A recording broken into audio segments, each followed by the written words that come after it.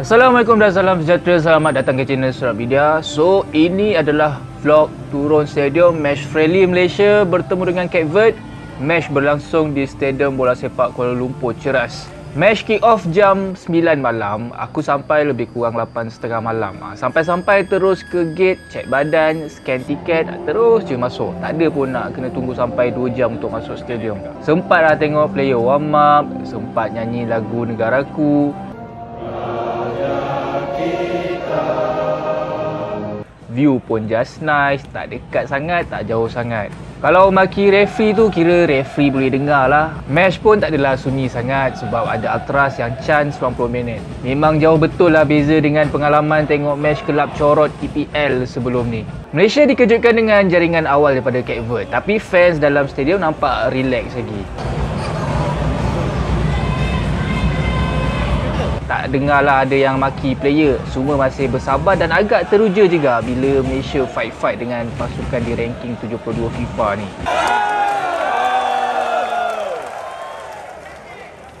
Paling teruja makcik ni. Dah lama-lama baru aku perasan. Rupanya ni makcik Petih. Ikon fans bola sepak Seri Pahang. First time nampak aksi dia dekat depan mata. Kita pun cuba-cuba nak fight makcik Petih ni. Tapi memang lain lah range suara. Memang sesuai lah nama dia Makcik Petih. Masuk second half, makin dekat pula dia dengan kita.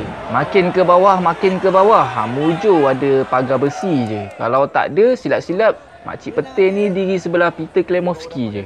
Time ni Peter Klemovski tukar player defend. Ramai yang kecewa sebab Pawi tak keluar lagi.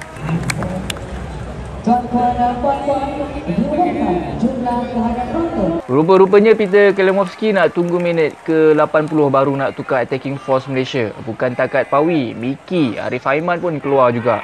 Dan akhirnya Paulo Josue skor gol penyamaan Malaysia.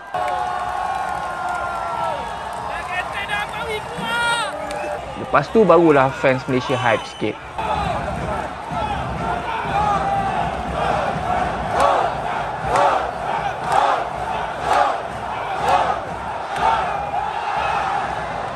So match tamat, 1-1.